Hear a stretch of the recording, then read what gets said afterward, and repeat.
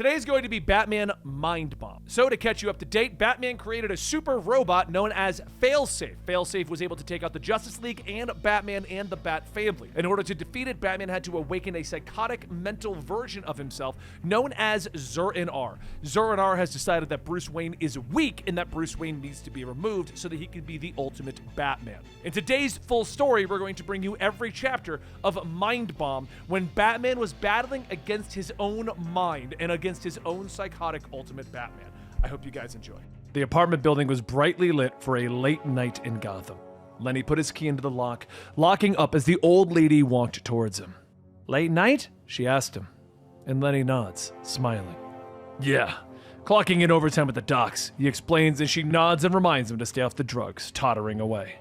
Lenny enters his apartment, the smile immediately dropping from his face, so Bruce pulls off the fake mustache and gets to work on his gear. It's better this way. The brownstone still feels like a target for the family, but they still mean to get in the way of his mission. This is better. No distractions. Bruce works on his equipment on the table, listening to the police scanner, and finally hears it, a 720. He stands looking at his board of the city, looking at the images of the Joker. The clown is so common in Gotham that the GCPD have their own code for him, 720. The rain pours from the dark sky as the cops work the crime scene, and then they suddenly look up in fear as the balcony doors slide open to reveal the Bat. No one says a word as he stalks past them, beginning to study the scene. He finds a man hanging from the ceiling, a baby doll strapped to his chest, bats pinned to the wall, and he quickly realizes that they're not pinned randomly. The entire scene is actually an elaborate map, and the victim is Wilfred Lamuller, heir to the Play East Toys Company. The map is of the world, and it pinpoints the places that Bruce Wayne traveled to train. The largest point on the map pointing to Paris, where Bruce was trained by Grey Shadow, a cat burglar named Lucy Chesson. It is then that the Bat realizes that the Joker must have kidnapped Lucy and has taken her to the mansion of Rosa Lamuller, owner of Play East Toys, an old recluse who never leaves her home at the edge of Gotham. In short time, Batman is stalking through the night, arriving at the mansion. Inside, he finds a darkened home littered with dolls. He moves through the shadows, his flashlight falling on the eerie scene. "Oh, you got my little message!" the Joker calls out from the darkness. "How I've missed you!"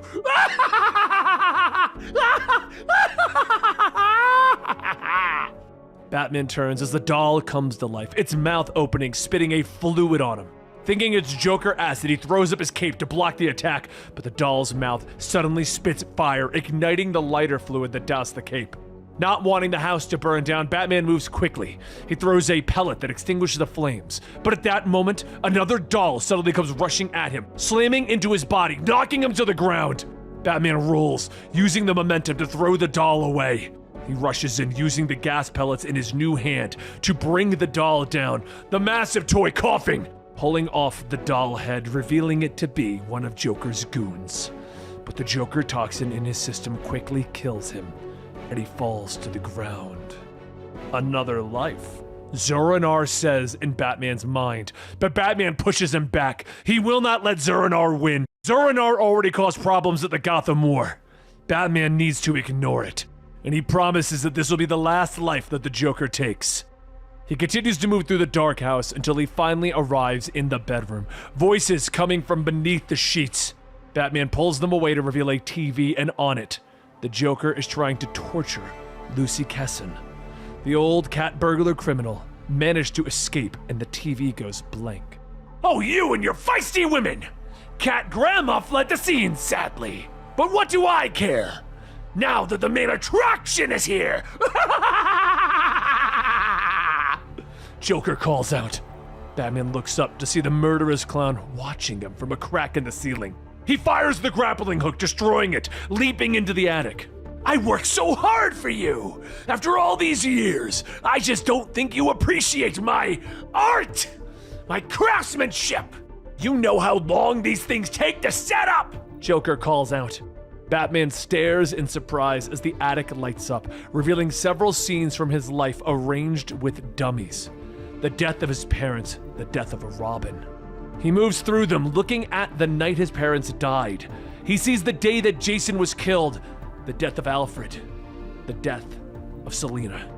Joker keeps talking as Batman moves into the next room. Isn't it funny, Brucey, when someone holds you back, they just disappear? Joker says, and in the next room, Batman finds the Joker sitting on a throne. The room surrounded by dolls, dressed as the members of the Bat family. Joker smiles down at Batman. Who's next? Aren't they all in your way now? All of your little bat chums?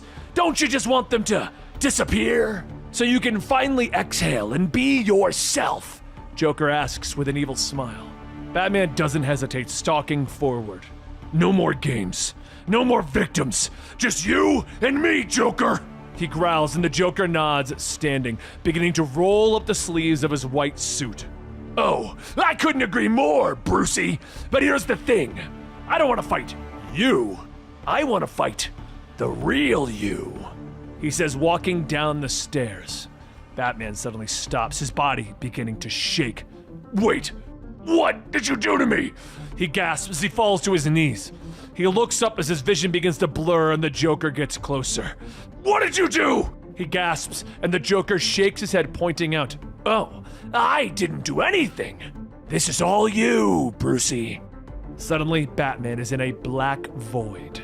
He can't move anymore as Zur-En-Arrh walks past him. In the real world, the Joker is leaning ever closer. Don't fight it. Come on out, he whispers, and Batman suddenly smiles. He lashes out, smacking the Joker, knocking him away.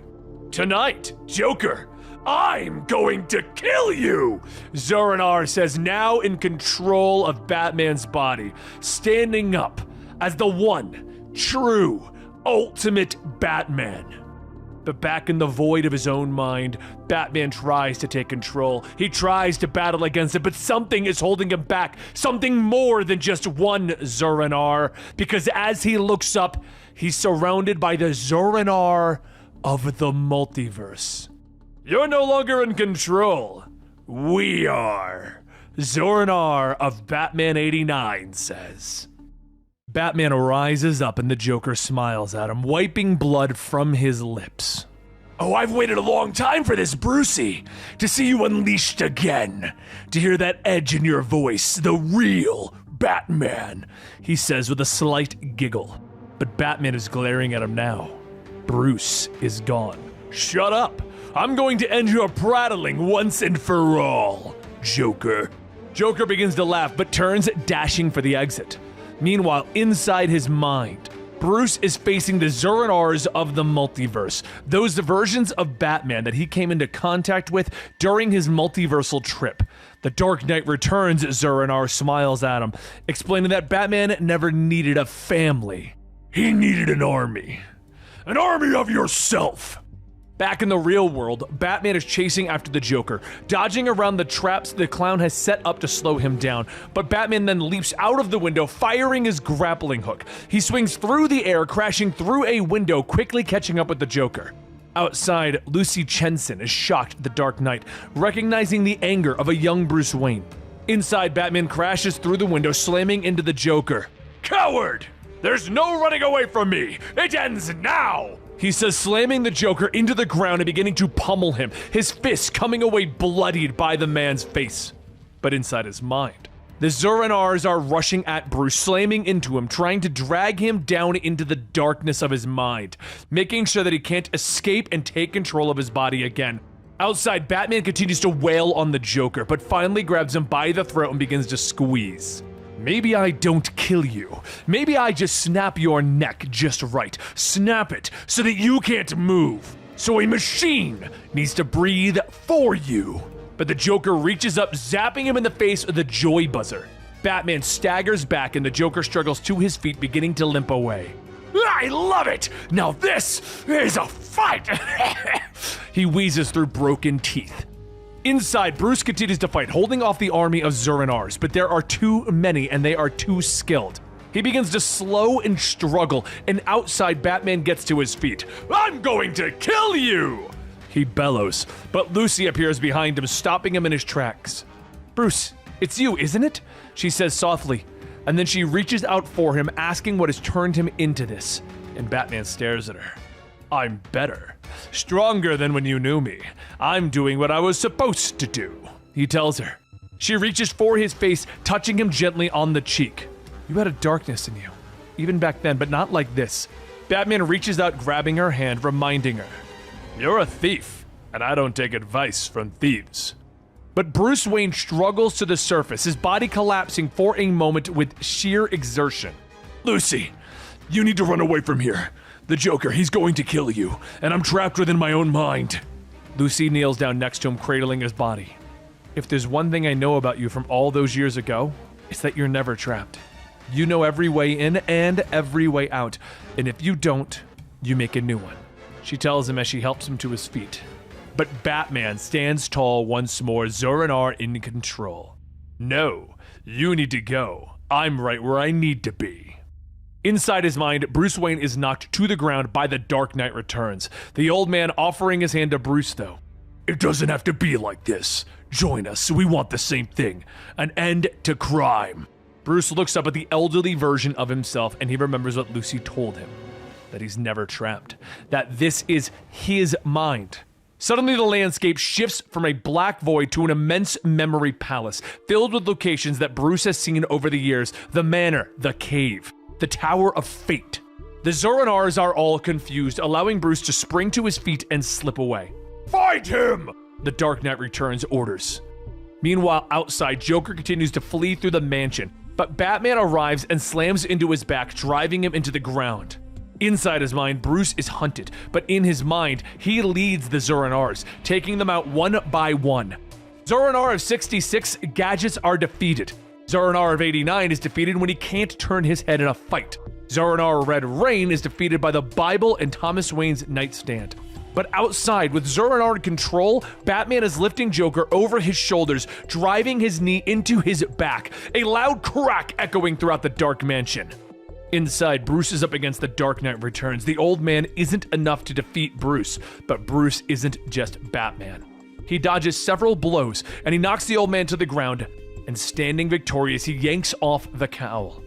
"I'm more than Batman, which is why you'll never beat me," Bruce says, light beginning to fill the void as Bruce looks up in surprise. "Where am I?" Suddenly, he awakens in a hospital bed, his body racked with pain, but he is alive. He looks around, unsure of how much time has passed. A voice calls out of the shadows. "It wasn't supposed to be the plan for a long time. We were supposed to activate the Terminus Project once your body was weak, unable to go on," the voice says as something shifts in the shadows. Batman looks up as the cloaked figure steps into the light, his eyes widening as he sees the Failsafe robot, but Zur-En-Arrh's voice is coming out of the robotic body. "But I need somewhere to go, don't I? Somewhere for the new, the superior Batman to call home," Failsafe says. In the past, Zur-En-Arrh stands in his secret base, putting the finishing touches on Failsafe's protocol. The robot lifts its head, staring at its creator. "I have found an error in the new system. There is a security gap where additional programming can be uploaded," the robot states. Zur-En-Arrh smiles, explaining that this is no error. "It's a part of the failsafe. If you're not needed for your prime purpose, if Batman doesn't go too far, then there's another reason for you to exist." We now go to the current battle, with Batman struggling out of the hospital bed, staring at Failsafe, Zur-En-Arrh's voice coming out of the speaker box. "You seem surprised. Isn't this what you would have done?" Zur-En-Arrh says, his mind now inhabiting the robot body. Zur-En-Arrh looks down at his new body, explaining to Bruce that this is so that there can always be a Batman, always be a Dark Knight, to continue the mission. "Don't pretend you don't know what I'm talking about," he says, offering Bruce a final choice. "I could throw you in a hole, broken and beaten, to live out your days, or you can walk away and live for once," Failsafe says, telling Bruce to finally rest, to finally enjoy life, to marry the woman that he loves. Bruce's heart skips a beat as he thinks of the prospect for a moment, but then he shakes his head. There's only one problem with this plan, sir. You're not Batman. I'm Batman! He growls, moving fast, his robotic hand shooting smoke around the room. Zur-En-Arrh moves to stop him, but Bruce takes a swing, using his new hand to hit the robot hard, sending him into a wall. But Zur-En-Arrh recovers, and he backhands Bruce away, sending him out a window and into the snowy forest. Moving quickly, Batman heads for a nearby car, driving off into the night. He knows he can't escape Zur-En-Arrh, but he refuses to make his defeat easy. As he floors the gas pedal, he looks in the rearview mirror, seeing the robot chasing him, moving at top speeds, running behind a moving car. Meanwhile, back in Gotham City, Nightwing has answered Barbara's call and is shocked to find Lucy Chesson waiting for Oracle. It's been too long, little bird. Come here and give me a hug, the old thief says with a warm smile, embracing the hero. Barbara is confused until Dick explains that he studied under the Gray Shadow when Bruce sent him abroad as Robin. Lucy tells Dick what happened in the mansion, about how Batman became more dark and he attacked the Joker before the mansion burned down. She didn't see either of them afterwards, and she made her way to the Oracle's tower. After relaying these details, Lucy waves goodbye, heading for the exit. I'm not one for heroics, Richard. You know that. I simply train the ones who are, it seems, she says in explanation before leaving. Alone, Dick Grayson turns to Barbara Gordon. What are we going to do? He asks her quietly, but Barbara shakes her head, looking at him. I honestly don't know, Dick. But back in the forest, Batman steers the car through the snowy night. Zur-En-Arrh leaps into the air, smashing through the back window. He reaches out for Batman, but the Dark Knight tosses 3 pellets, leaping out the window. Those pellets explode, filling the car with a rapidly expanding foam that will hold the robot. At least he hopes. Firing his grappling hook, Batman swings to safety as the car careens off a cliff, exploding in on itself. He knows this won't slow the robot down long enough to help him, and he begins to run through the woods. He has to think like Zur-En-Arrh, predict what the robot will predict him to do. He has to think like Batman, thinking like Batman. Zur-En-Arrh assumes Bruce is going to head back to Gotham. He'll assume that Bruce is going to gather the Bat family to try and stop Zur-En-Arrh. But Bruce turns back to the cabin in the woods, to Zur-En-Arrh's secret hideout. He enters it, finding various pieces of equipment, things that he can use to fight against the robot, things that he may have created in another lifetime. At the crash site, Failsafe steps out of the destruction, flames licking his body and makeshift cape, but he doesn't care, because he's invincible. He leaps onto the cliff and he turns, looking at the lights of Gotham in the distance. He knows how Bruce thinks. He knows that he's going to try and plan for Zur-En-Arrh. So Zur-En-Arrh turns back to his secret cabin, accurately predicting what Bruce predicted he would predict. Zur-En-Arrh charges through the woods, reaching the secret base, kicking in the door. Bruce, your flesh is weak. Of course you would come back here. You need your toys more than ever now. Zur-En-Arrh whispers, but in the distance, Batman smiles. He presses the detonator. The cabin explodes around the robot, bathing him in flames. As Zur-En-Arrh walks out, there's not so much as a scratch on him. Remember, he's an invincible fighting robot. I won't let you stand in my way, Bruce. I don't want to hurt you, but I will, Zur-En-Arrh says as he scans for the Dark Knight. But Batman leaps out of the trees overhead.